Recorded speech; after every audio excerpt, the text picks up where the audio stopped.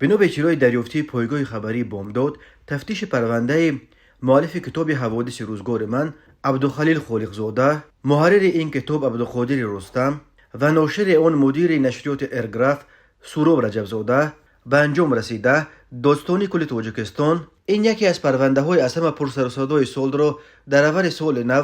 با تصدیق فکر عیبدار کنی به دادگاه سپرده است. بلافاصله بعد سال نو روز 2 ژانویه سال 2024 پرونده با یک اتهام بر اساس ماده 189 قسم 2 بند کودش جنایتی تاجیکستان، یعنی برانگیختن کینه و عداوت یا نزاع اجتماعی، نژادی، ملی، محلگرایی یا دینی از جانب گروه شخصان با مصلحت پیشکی جنبست کرده شد و به دادگاه رفت. گفت یک منبع نزدیک به دادستانی او درباره به کدام دادگاه سپرده شدن پرونده اظهار بیخبری کرد، ولی منبع دیگر بامداد از مقامات دادگاه گفت به دلیل سر و صدای زیاد بعید نیست اگر آن را دادگاه عالی محاکمه کند. به مؤلف و محرر و ناشر کتاب حادثه روزگار من بر اساس قسم دوم ماده 189 همچون جزا از 5 تا 10 سال زندان تهدید می کند، ولی یک منبع بامداد گفت سوراب رجبزاده شاید با جریمه خلاص شود. سوراب رجبزاده در جریان تفتیشات حسن همکاری کامل نشان داده و در بیاناتش گفت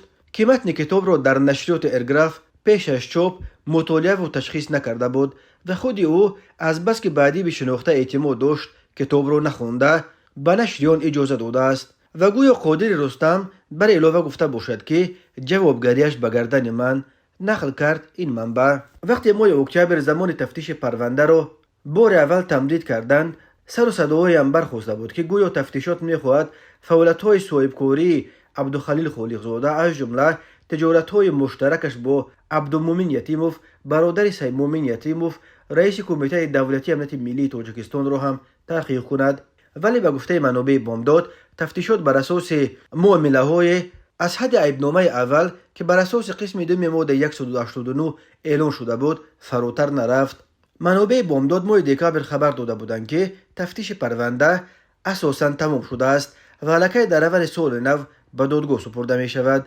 داستان کل تاجیکستان که تفتیش پرونده کتاب خالقزاده را در دست دارد تا کنون خبر انجام تفتیشات و به دادگاه سپردن این پرونده را شرح نداده است. عبدالخلیل خالقزاده روز 7 آگوست سال 2023، سوراب رجبزاده 14 آگوست و عبدالقادر رستم 31 آگوست دستگیر شدند. یوسف رحمان داستانی کل تاجیکستان روز 15 آگوست در نشست خبریش گفت که